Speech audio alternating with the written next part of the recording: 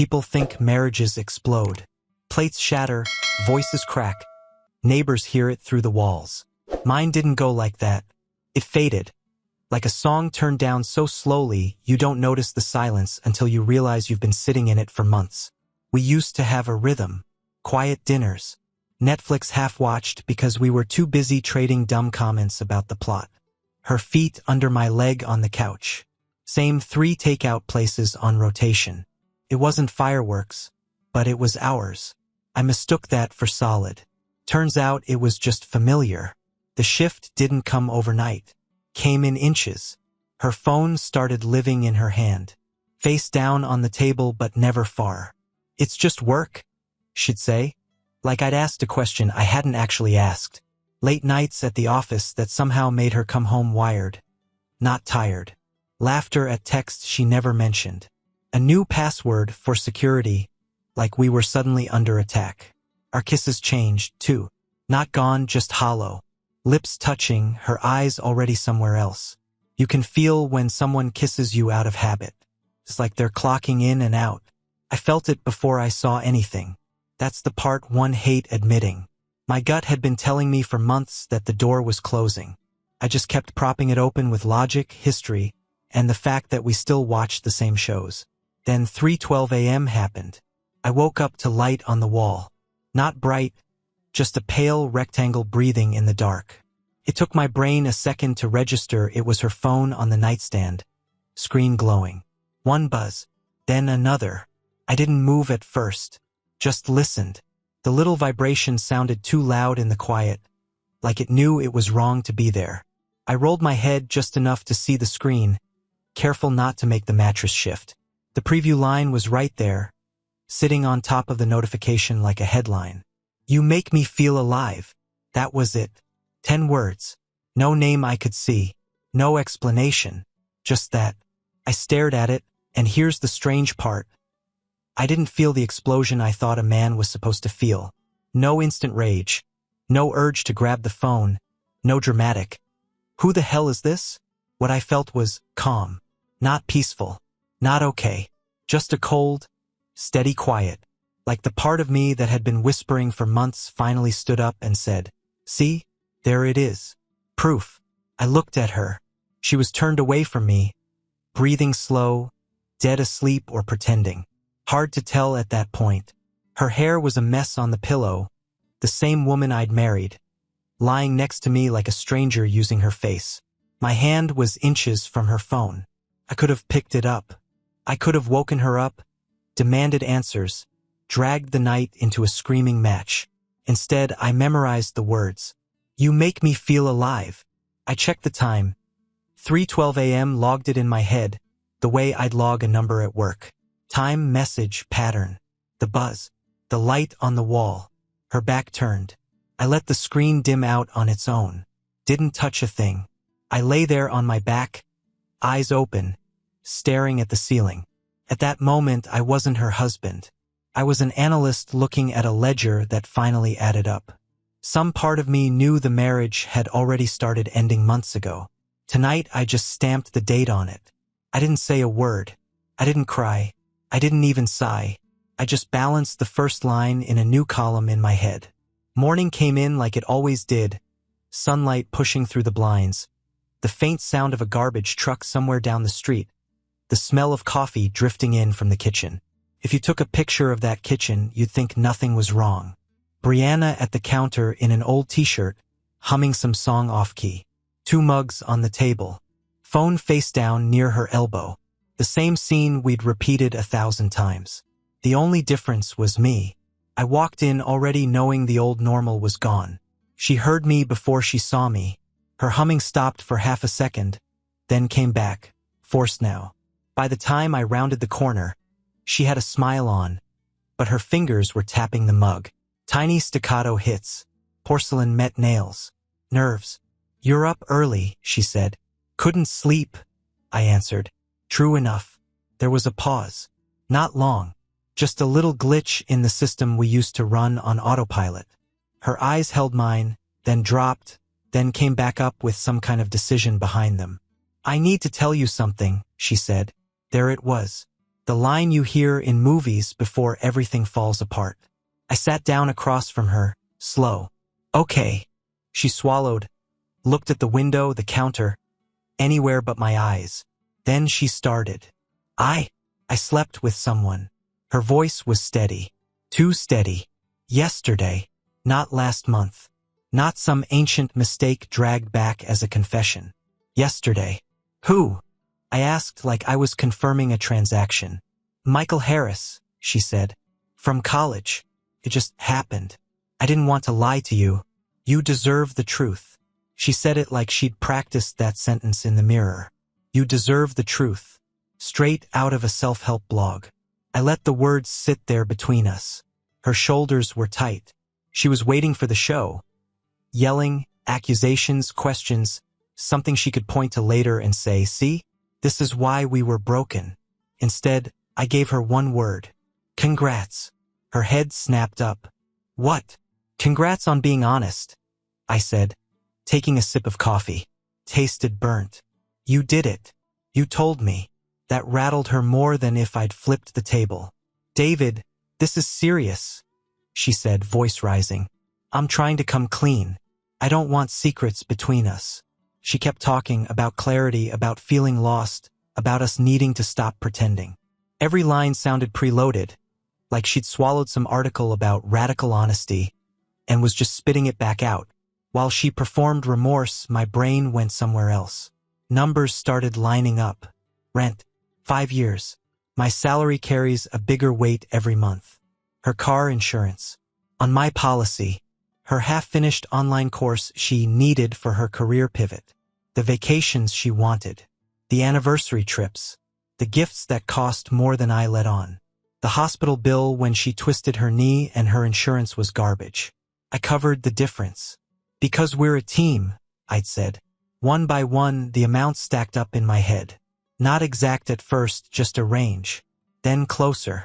I'd seen the accounts enough to know the rough total. $90,000. Give or take. She was still talking about honesty and healing when that number settled in my mind like a verdict. I looked at her, really looked. This woman across from me, eyes wet but dry in the places that mattered, expecting me to bleed so she could feel less guilty. I'm glad you told me, I said finally. She blinked, confused. You are? Yeah, I said. Makes the math easier.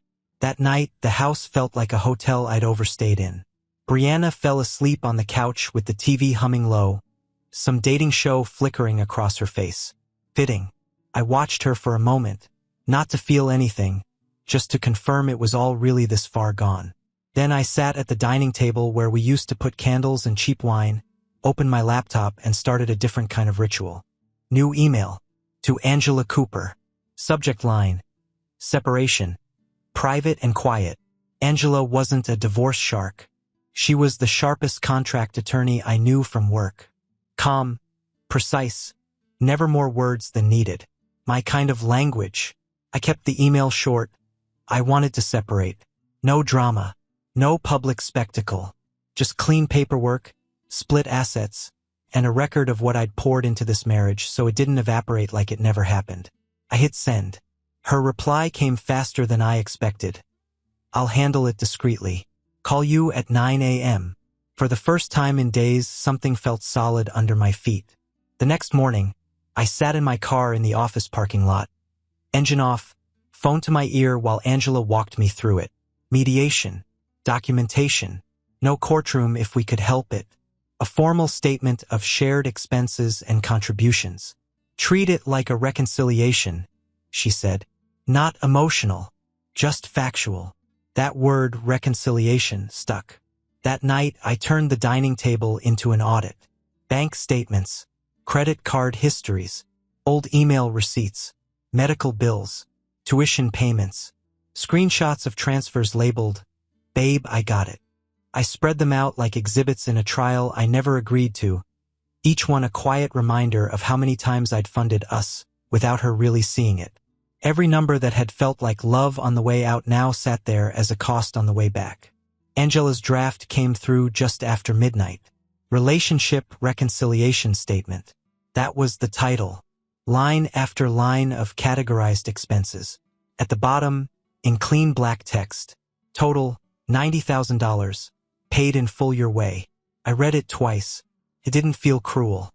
It felt accurate, like closing a ledger that had been bleeding in the background for years and finally bringing it to zero.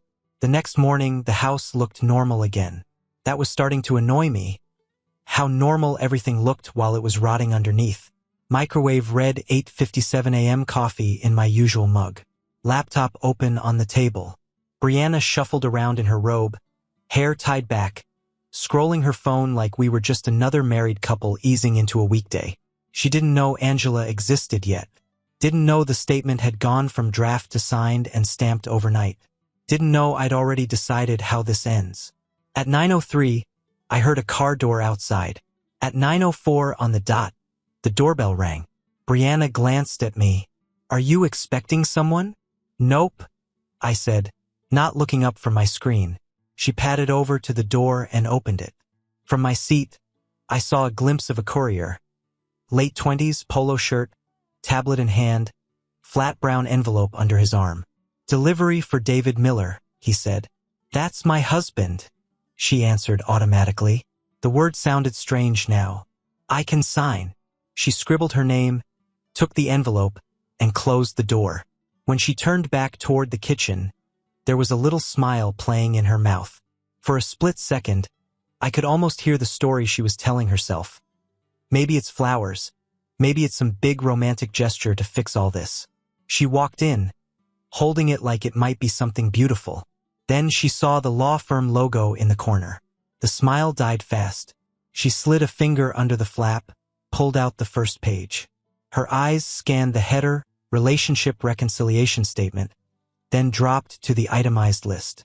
I watched her face do the math in real time. Confusion, annoyance, then anger hot and loud. "What is this?" she snapped, flipping pages. You can't be serious." "It's exactly what it says," I said, finally closing my laptop. "A reconciliation." She stabbed a finger at the total. $90,000? Are you out of your mind? You invoiced me for our relationship? For love. I stood up, calm, walked to her side and tapped the stack of pages. "That isn't love on those sheets," I said. "That's everything that wasn't love.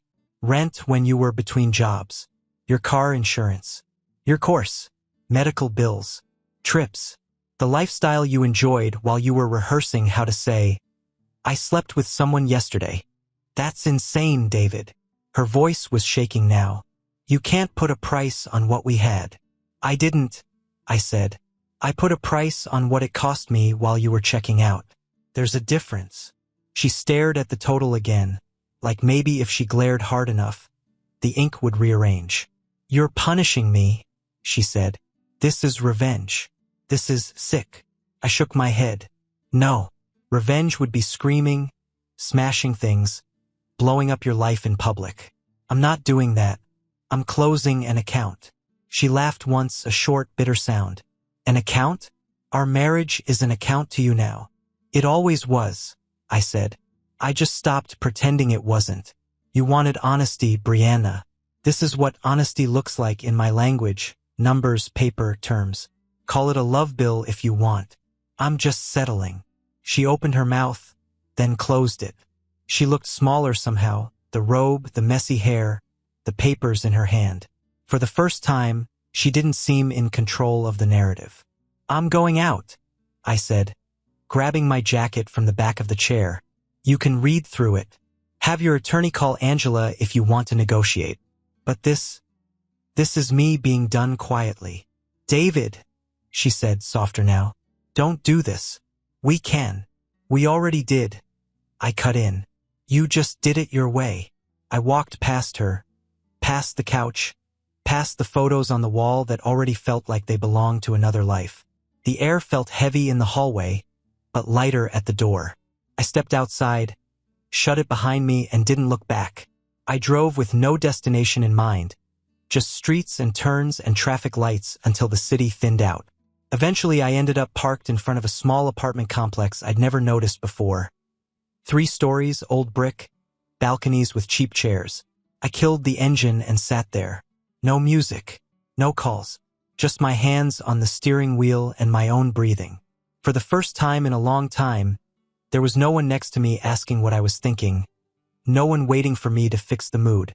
It was just me, in a quiet car, knowing that whatever happened next, I wasn't funding someone else's exit anymore. The days after the envelope felt like someone had turned the volume down on my life and cranked hers up online. Brianna started posting quotes. Honesty, healing, growth, little pastel backgrounds with cursive text about owning your truth and choosing yourself. If you didn't know better, you'd think she was the one crawling out of some toxic mess I put her in, not the other way around. Couple friends messaged me. You guys okay? Saw Bree's posts. You two working through something? I gave them all the same answer, we're balancing the books. At work, everything looked the same.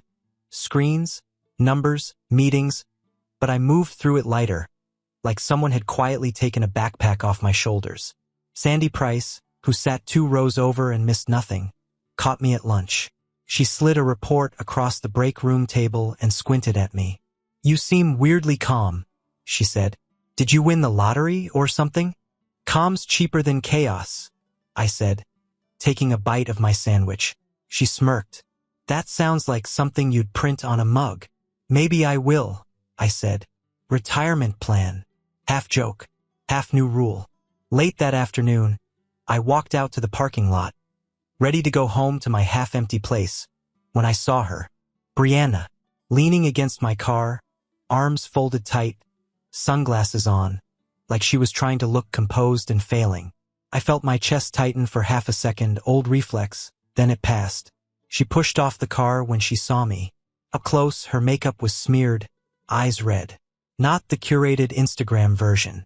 The real thing. David, she said, voice already shaking. We need to talk. I unlocked the car but didn't open the door. About what? She held up a crumpled copy of the statement, pages bent, corners soft. About this. About you sending me an invoice like I'm a contractor who botched a job. I glanced at it. It's not an invoice. It's a record. It's cruel, she snapped. You're putting a dollar amount on everything. On us. On me. On love. I shook my head. No. I'm putting a dollar amount on what I paid while you were checking out. There's a difference. Tears spilled over. Real ones this time. It was one mistake, she said. One. And I was trying to be honest with you. I came to you. I told you. Doesn't that count for something? You didn't come to me out of respect, I said. You came to clear your conscience. You wanted to feel clean and leave me holding the mess. That's not fair, she said, voice cracking. I'm trying here. I'm showing up. I'm apologizing. You're performing. I cut in. You're crying in a parking lot while still arguing that the real problem is that I turned the lights on. She stared at me like she didn't recognize the man in front of her. I'm not being cruel, Brianna, I said, and I meant it. I'm being precise. You wanted honesty. This is what honesty looks like to me. Numbers, records, consequences. She shook her head hard, tears leaving streaks down her face. I was trying to be honest. I let out a breath. That line had been sitting in my chest since the kitchen. Honesty is not a free pass, Brianna, I said, looking her straight in the eye. It's a cost. You just didn't expect the invoice. The words hit. I saw it. Her shoulders dropped, like something inside finally understood that there wasn't going to be a scene she could spin. No explosion she could blame this on later. For a second, it was just the two of us in the fading afternoon light, standing between rows of cars, surrounded by other people's normal lives. I don't want to be your enemy, she whispered. You're not, I said. You're just a closed position on my balance sheet. She flinched a little at that. I walked around her, opened my door. Talk to your attorney, I added, getting in. That's the language we're in now. I started the engine. She stepped back, clutching the papers to her chest like they were both shield and weapon. As I pulled out of the lot, I checked the rearview mirror once. She was still standing there, small and blurred by distance, while I drove away feeling something I hadn't felt in a long time. In control. 2 weeks later, we sat across from each other at an oval table in a quiet downtown office that looked like it was designed to offend absolutely no one. Neutral walls, soft chairs, box of tissues in the center like a centerpiece. Gina Roberts, retired judge turned mediator, shook our hands like she'd done this 1,000 times. And she had. Her voice was steady, patient. "We're here to stay civil and get to final terms," she said. "No winners, no losers. Just agreements." Brianna came in dressed for battle. Sharp black suit, hair pulled back tight, makeup clean. She looked polished. Her eyes, though, were burned out around the edges. Her attorney started first, flipping open a folder. "Before we begin, my client wants to address this document." She slid a copy of the reconciliation statement toward Gina like it was Exhibit A in a circus. Brianna jumped in. "He invoiced me for love," she said, laughing once, brittle. $90,000. Like I'm a business expense he regrets. Gina glanced at me. "Mr. Miller?" I slid my own folder across the table. No drama, just paper. Inside, every page stamped, highlighted, tabbed. Rent, insurance, tuition, medical bills, trips, the receipt for the knee surgery gap, the payments for her course. All of it. "Nothing in there is emotional," I said. "It's just what I paid to keep us upright," while she drifted off the balance sheet. Gina took her time, page by page. Her eyebrows went up once. "That was it. It appears," she said finally, "that these are all documented, traceable expenses. You're not requesting alimony, Mr. Miller." "No," I said. "Just acknowledgement and settlement." Brianna half laughed, half choked. "So what? I bought a house instead of ruining a marriage? Sometimes they cost the same," I said. Silence sat heavy for a moment. Her attorney pivoted to terms. "Division of property. Timelines." Gina guided it, steady hands on the wheel, turning a wrecked marriage into bullet points. At one point, Brianna looked straight at me, eyes wet but clear. "Do you even love me at all anymore?" she asked. I held her gaze. "I did," I said. "That's how we got here. Love is what funded the debt I'm closing." Something in her broke then, not loud, just inward. She looked down at the table. "You win," she whispered. "There's no win," I answered. "There's just zero." She nodded once, slow like accepting a sentence. Then she gathered her papers when it was done and walked out without looking back. Gina closed her folder, gave me a small, tired smile. "Congratulations," she said. "You're officially finished. Finished. Not free. Not reborn. Just done. Fine by me. Zero is clean." 3 months later, my place finally felt like mine, even though it was half empty. Different apartments. Smaller. Cleaner. No shared photos on the walls. Just blank space and quiet that didn't feel hostile anymore. I was making coffee when my phone lit up. "Angela, funds have cleared," she said. "The settlement was paid in full. Divorce will be finalized by Friday. I'll send confirmation." I leaned against the counter and looked around. Same beige walls, same cheap cabinets, but the air felt wider. Like the place had been holding its breath with me and finally let it out. "Got it," I said. "Thanks, Angela." "No problem," she replied. Case closed. 2 hours later, there was an envelope in my mailbox. No return address, but I knew the handwriting before I even touched it. "Brianna." I took it upstairs, sat at the table, and opened it. Her note was short. She said she never meant to destroy us, that she thought honesty would make it easier, that she didn't know how to live with what she'd done and hoped I found peace, even if it wasn't with her. No blame, no quotes, no performance. I waited for something big to hit. Rage, satisfaction, regret. But all I felt was confirmation, like seeing the final line on a statement you've already reconciled in your head. I put the note in the same folder as the settlement papers, not as a keepsake, as documentation, proof that something existed, ran its course, and is now officially marked closed. Later that day, I drove out to the coast. The ocean was restless, gray, and alive. Waves came in, went out, no drama. Just constant adjustment, giving and taking, balancing itself without asking permission. My phone buzzed once more. Angela's final email. Divorce complete. Settlement recorded. Case closed.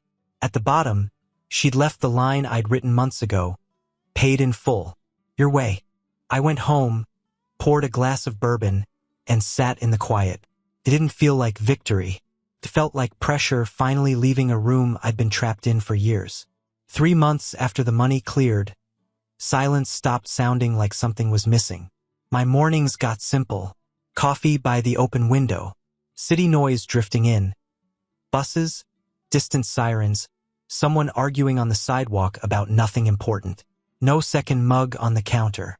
No phone buzzing with running late, don't wait up. Just me, an empty chair, and the kind of quiet you earn. Work felt lighter, too.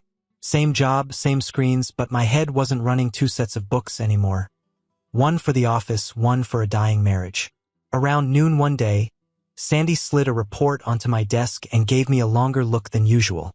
You look like you finally slept, she said. I smirked. Been sleeping for 3 months straight. She laughed, shook her head, and walked off. Under the joke, though, it was true. I wasn't waking up to check if the person next to me was still there in more than one body. Another envelope showed up eventually. Same no-return address, same handwriting. I opened it at the kitchen table. She said she was leaving the city, trying to be better. I hoped I was too. No guilt bombs. No fishing for a reply. Just a clean goodbye written in her voice. I read it once. My chest didn't cave in. My hands didn't shake. There was no doorway in those words. Just a period at the end of a sentence we'd both already finished. I folded the note once and filed it with everything else. The invoice, the settlement, the first letter. Not a shrine to her. A record of a lesson learned. If you don't put boundaries around love, it turns into a running tab someone's going to have to pay. That night, I sat in my living room with every light off, listening to the hum of the fridge and the muted sounds of the city outside. For the first time, the quiet didn't feel like punishment. It felt like a clear balance. The last time 3:12 a.m. mattered, my marriage was bleeding out in the dark next to me. Months later, it was just a number on a clock. I woke up to that same soft rectangle of light on the wall one night. Same angle, same glow. For half a second, my chest tightened, muscle memory kicking in like a reflex I hadn't fully killed yet. I turned my head. My phone was on the nightstand, screen lit. No second phone. No sleeping shape turned away from me. Just me and a piece of glass buzzing in an otherwise quiet room. Notification preview. A calendar reminder I'd forgotten to delete. Weekly check-in Brianna. I stared at it. That old version of me, the one who'd lain awake pretending not to see what he saw at 3:12 a.m., flickered for a moment, then went out. I picked up the phone, thumbed the screen, and deleted the reminder. No ceremony, no speech, just gone. Then I caught myself smiling, small and real. Nothing broke inside. No wave of grief. No anger. Just nothing. Like erasing a line item off an old spreadsheet that doesn't apply anymore. Lying there in the dark, I thought about everything that had happened. The message on her phone, the confession, the invoice, the mediation, the payments, the notes. People would probably say I won, that I got revenge, that I came out on top. But that's not what it felt like. What it felt like was this. I stopped losing quietly in the background of my own life. Brianna said she wanted honesty. In the end, she got it in the only language I've ever fully trusted. Numbers, paper, and silence. The 90 grand wasn't revenge. It was a boundary. A final bill that turned an emotional freefall into a closed account. I set the phone back down. Screen black. Room still. No ghosts in the corners. Then I rolled over, pulled the covers up, and went back to sleep in a room that finally belonged to me. Ledger balanced. Account closed. Night is genuinely quiet.